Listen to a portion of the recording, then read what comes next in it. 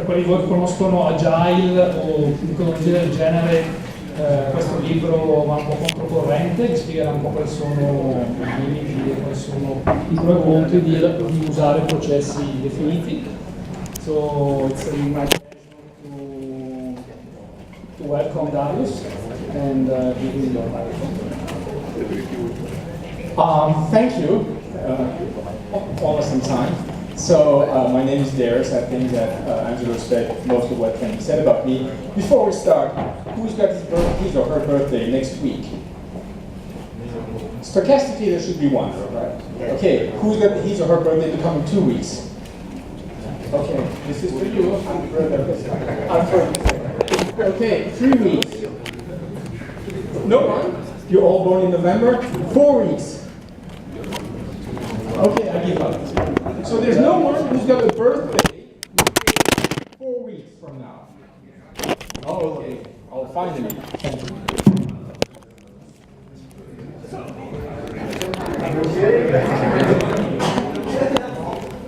you. Va bene, se metto... Yeah, these books are heavy, so I don't want to take them back to Brussels. So I'm sorry, I do not speak Italian at all, except for pericoloso sporgesi. That's like all I can say. So this is going to be in English.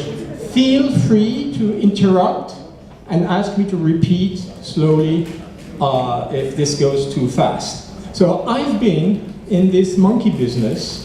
That's why the bananas, right? I've been in this monkey business for 30 years. And this book is really a reflection on these 30 years. Let me start with a short definition. What do I call software recipes? It is transitive intelligence. What I mean by that is that someone very, very smart designs something for other people to reuse. In that sense, it's reusable, transitive intelligence. More often than not, it's going to be processes. Someone very smart is going to tell you to write software, to design a software system, these are the steps you should be following. And by definition, for the recipe to have any value at all, it should be systematic. You should be able to play stupido, right? And apply. Because if you have to be smart about it, if you have to be nuanced, if you have to be educated, what's the point? You don't need transitive intelligence if you are very smart. And to make a long story short, I'm not a fan. I'm really, really not crazy about software recipes, and I'll kind of explain you why and how. The book goes in many, many directions and has, I had a little fun writing it, so those of you who have their birthday in the coming month will be able to say that, it talks about many different things, but this is the central topic of the book. So recipes are useful in many areas. I'm a very, very bad cook, but I can apply a recipe made by someone who really can cook and achieve more or less decent results. Similarly, there are checklists. I mean, I fly a lot. I'm very, very happy that the pilots check that everything is in order before taking off. I feel a little bit better about this. There are also checklists applied systematically in healthcare. Similarly, you've got recipes for any reproducible industrial process. You build cars. The way you build cars must be made as systematic as possible in order to improve quality and lower costs. Ammunition is an interesting, even a bit sinister case, because ammunition, guess what? It cannot be tested. Because when you test the ammunition or bomb, you no longer have the ammunition or the bomb afterwards. So the process is essentially we're saying, okay, we're going to design it always the very same way because we cannot systematically test it. And then there's processed food, or your cookies being a personal indulgence of mine.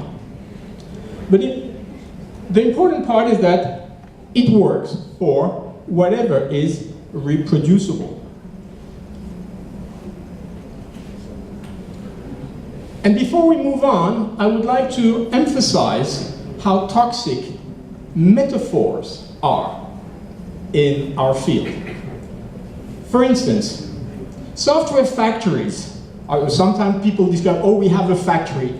There are no factories. Anyone who has seen a real world factory knows that software factories is just a name. It has none of the properties of a real factory. I was about to say, fortunately. I can tell you already, you are blessed, you are working in a field that is well-paying, comfortable, easy. You're going to have an easy life compared to factories.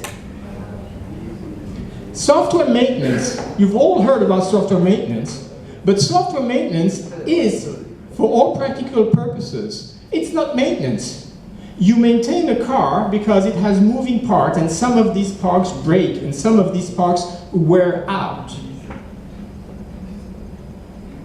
Software doesn't break in that sense. Software doesn't break because of wearing out. Software maintenance, we call it maintenance for lack of a better word, but it's not maintenance. And as such, it's not that bad, except when people say, oh, this is how I maintain airplanes, ergo, this is how I maintain software. No, the maintenance part of it is just a word. They are very different. Similarly, again, industrialized software development.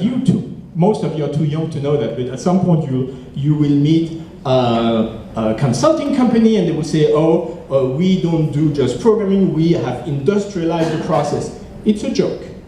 Trust me, that part is a joke. It's not industrialized, and they say things like, from craftsmanship to a fully mastered trade, that's propaganda.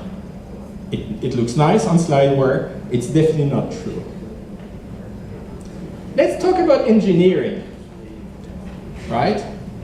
Brick and mortar engineers and software engineers. And many people say, oh, software engineering is just an area of engineering. This is rubbish. This is so untrue. Let me show you how. A brick and mortar engineer has broad expertise over physics, some chemistry, some material, whatever. Obviously, these people usually work in teams. They must have some people skill. They are constrained by the physical world, and the good news about the physical world is that that part doesn't change. And whatever experience you've gained before can be accumulated. Your experience is linear. Compare that with a software engineer. It is highly specialized. You don't want me to build a bridge. We all know that the Big Bang Theory TV show is not entirely a fiction, okay? Software engineers are often not very good with people skills. There is no constraint whatsoever. And therefore, it's an ever-evolving field. Experience is not linear. It doesn't mean that experience is pointless, but experience doesn't just add up. Things that I have learned 30 years ago, some of them are still applicable, some of them have just disappeared. So, I guess we can agree that unless you tell me otherwise, we as software engineers will never be able to build bridges. I can tell you from experience, there's nothing worse than the other way around. Than people who say, oh, I can build a bridge, how hard can software be? Gee, you have no idea. You have no idea. So for all practical purposes, they are different traits. We call them engineering because it makes nice in the conversation. Software engineering is not engineering. In any way, combination, whatever. Let's talk about architecture. There is a guy called Christopher Alexander who made theoretical study about architecture. I mean real architectures, houses, doors, corridors, buildings, and so on. And at some point, he just opened the idea of saying, oh, this work could be used for other areas. And then software people came in and said, okay, we are going to be software architects.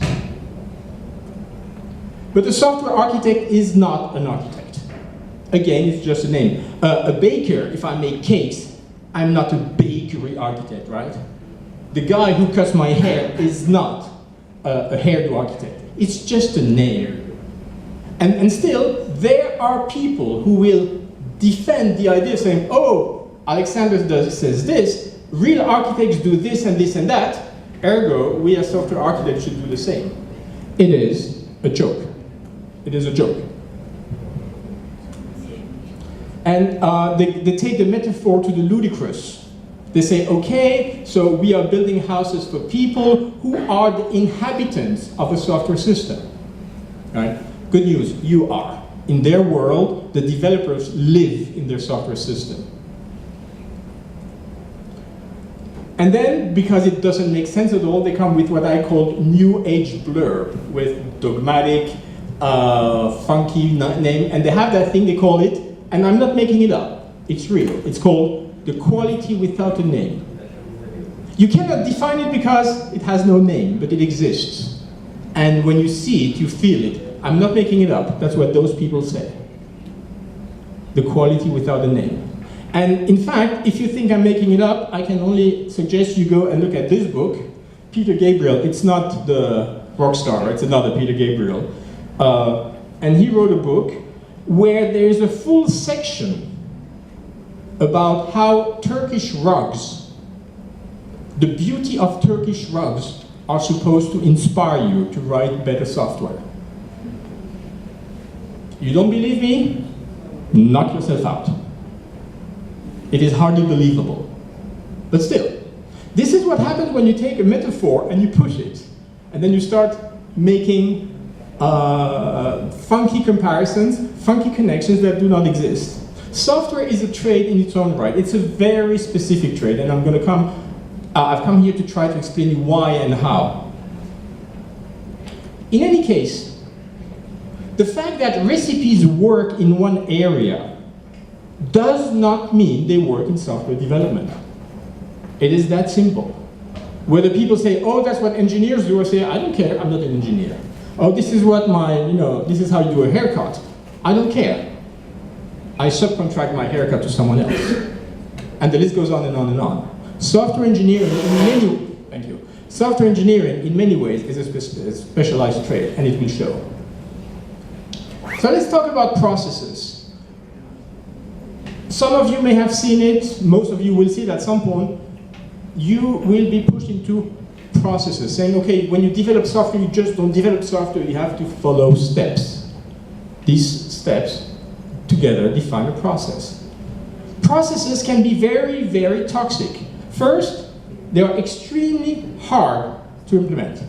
It's very nice within an organization to have people say, okay, our process is to follow these steps, because it's nice on slideware. Actually doing it is extremely hard. That's the good news, because they usually don't stick. But when they do stick, they are never questioned again. Have some of you flown to the United States? Okay, so you know what the TSA is? TSA is the Homeland Security. I called it a groping, as sponsored by the federal government. They are the people who check your underwear, making sure that you're not carrying anything, They have an interest in my underwear fabric, which still amazes me today. The rules are that you can't have liquids and all these things that go to have shown not to work. A very comprehensive study in 2006 shows that if someone wants to put a bomb, he will. Those security measures serve no purpose whatsoever. But now that it's there, who will have the political clout of saying, it doesn't make sense, let's scrap it? It's there, and it's going to be there like forever. Processes, when they are there, are extremely hard to displace. Let me show you another, and even more dramatic case.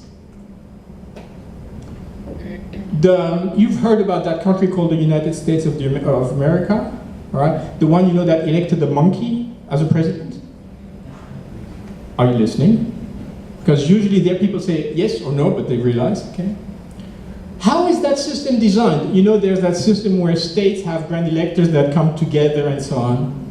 That's a system that was designed in the 18th century, when horsebacks were the only communication capability they had. It made sense to have indirect elections.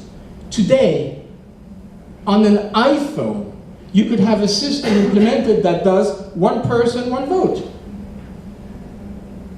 No one, not Barack Obama, and definitely not the monkey they have today, has the political clout to change that system.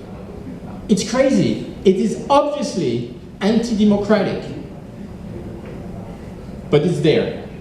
And removing it is just extremely hard. It is only under extreme pressure and instant pain that processes can be changed. I'm coming from Brussels, and you probably have heard that we had a little incident like over a year ago, you know, that bomb thing, right? For 1 month, the airport, which I call my second home, the airport was closed. They reopened it after 1 month, and they had extremely strict security measure. So strict, in fact, that people lost 3 to 4 hours in queues waiting for security. So strict, in fact, that 45% of the people missed their flight. So strict, in fact, that there were hundreds or thousands of people gathering outside the airport, becoming themselves a very easy target for terrorist attacks. After a week, they said, okay, we may as well close the airport. We cannot, so they had to find a compromise. They had to lower the security measures. If instead of being like overnight, instead of being installed within a single week, if that thing had come a little by little, it would still be there. It's only because it was instantaneous pain. From Sunday to Monday, blah, the airport is dead. The airport doesn't work. That the process has been reversed. Otherwise, reversing processes is an extremely complicated matter. Have you heard of ISO 9000? Yes? No? Okay. ISO 9000 is supposed to allow you to be designed to do better things. ISO 9000 works for ammunition. ISO 9000 works for Oreo cookies. ISO 9000 works for cars. ISO 9000 doesn't work for software. As a matter of fact, ISO 9000, it's not even imposing your process. It doesn't even tell you this is the process you should follow. It just says you should have a documented process and demonstrate that you actually follow that process. That's all what ISO 9000 does. It seems to work for Oreo cookies. They are the exact same chemically induced taste all over the planet. But it doesn't work for software. Because you formalize a process, you never look at the quality of what you produce. You just say, okay, if I follow this step systematically, it will produce predictable quality. It doesn't work. If you look at the feedback people get, the most positive you get is that, hey, it's okay, I'll survive. The most common feedback you get, it's a disaster. The cost of implementing ISO 9000 is gigantic, and the return you get in software development for it is as good as zero. As a matter of fact, there is a fantastic paper followed by an equally fantastic book about ISO 9000. Interestingly enough, this is just an opinion. What John Seddon did was to build an empirical set of data to actually demonstrate that ISO 9000 is a toxic proposition. It's complicated, you know? Just saying, oh, we follow a process will not guarantee quality. And the fact that it works for cars and Oreo cookies does not extrapolate to the software field. Who among you have heard of UML? Okay, who among you like UML? Okay, you're all shy or sincere? Okay, never mind. Sorry? So, if you have to describe UML, what would you say about UML? It's a modeling language for every model or many Okay. purposes. Okay, that's a fairly accurate description. You're too young. You know, that's the privilege that comes with gray hair or no hair at all. You should have heard how it started.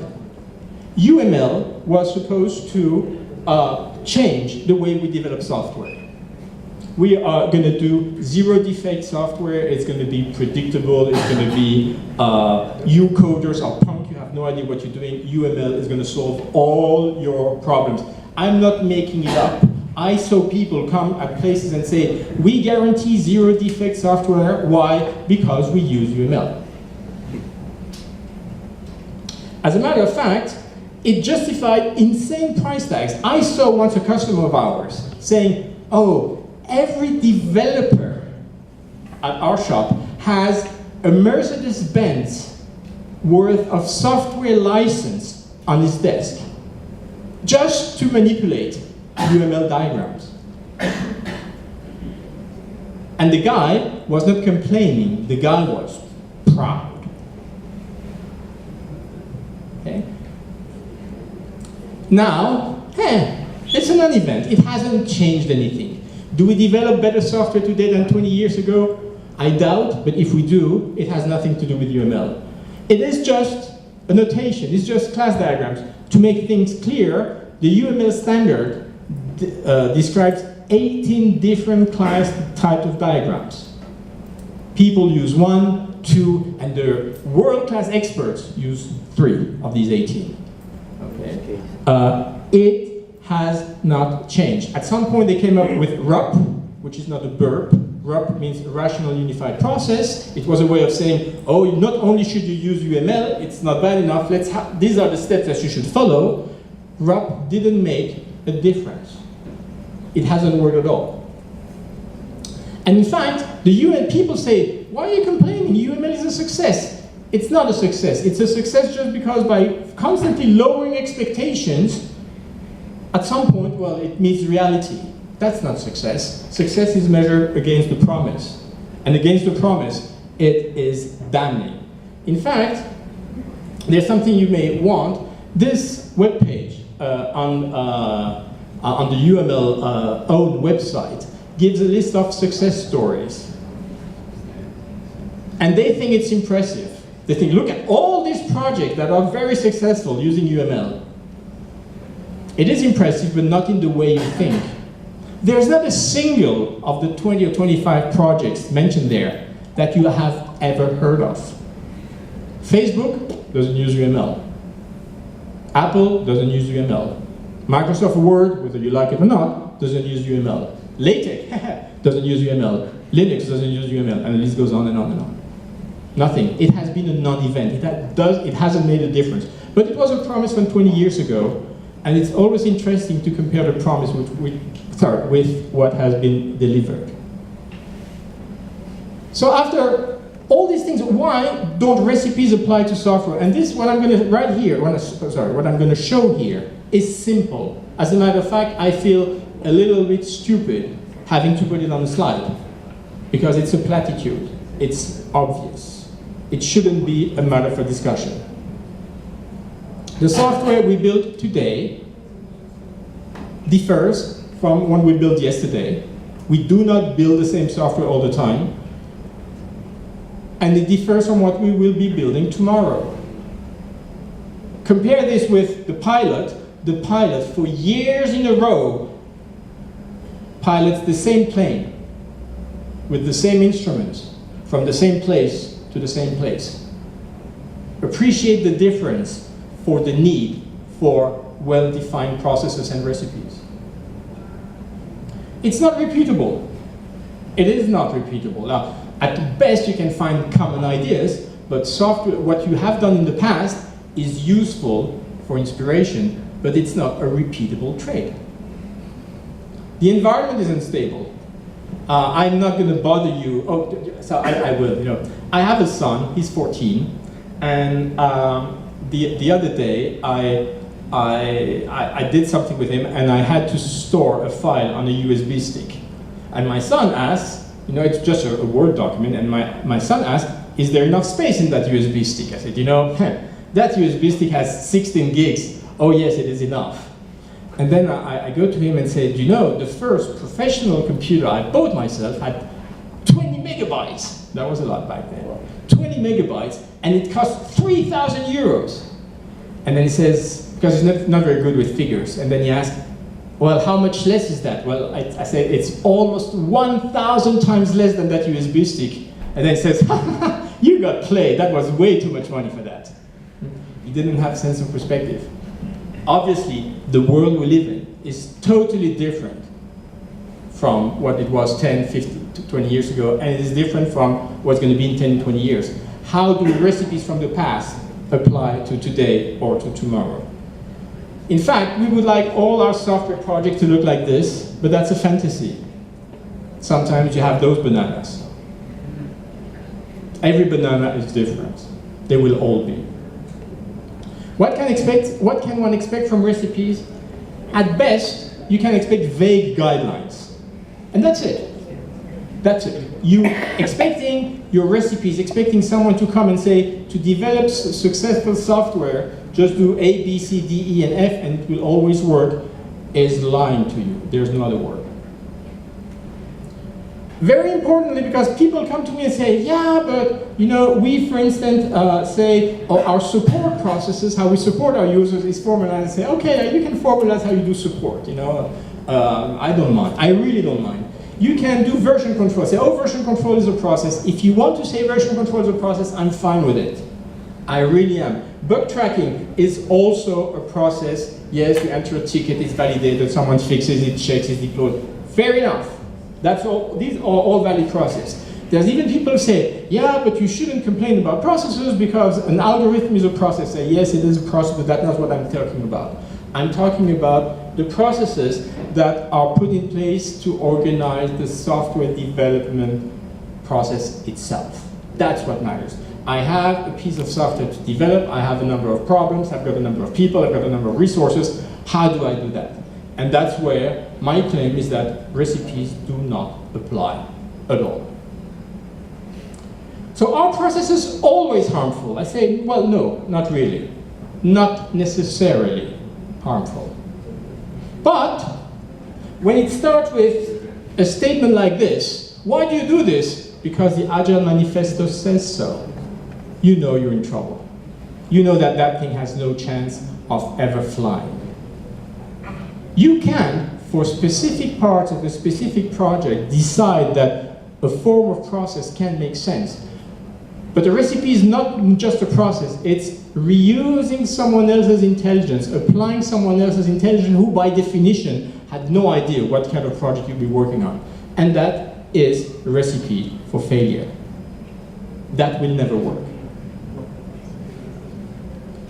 And even if they are not harmful, they are dramatically overrated. Processes will only help you marginally. I'll get to that in a second. But people have unreasonable expectations. Say, oh, we have all these problems, processes are going to solve it. They will make a very minor impact. Because as Shakespeare said, expectation is the root of all hardship.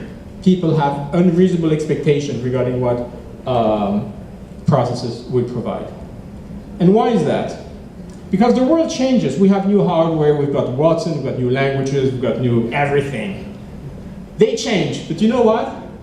We don't. We don't.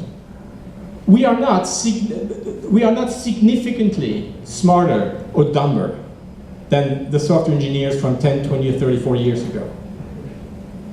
We're essentially the same.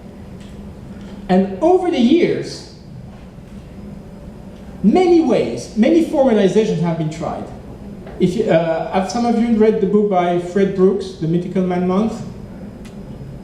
Mythical Man Month is a fun read, it's definitely worth looking at. And he has that idea of saying, okay, a software, the development team should work as a surgical team. There should be a chief surgeon, there should be different roles.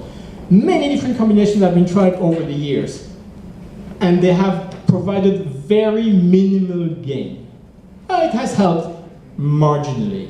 It has not given orders of magnitude, ever. And what happens